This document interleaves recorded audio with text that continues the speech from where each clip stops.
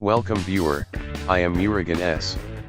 This video tutorial describes how to set audio and subtitle preference in VLC media player.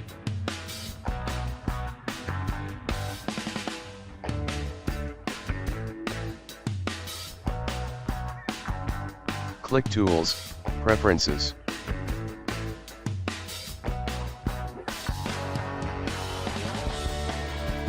Check Show Settings as Simple.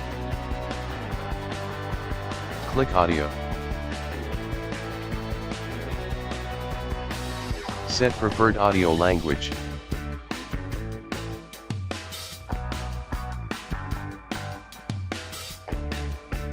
Click Save.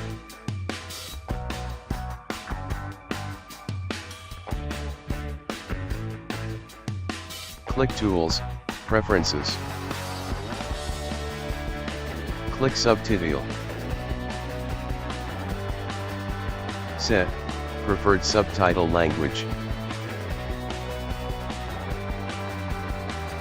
Click Save.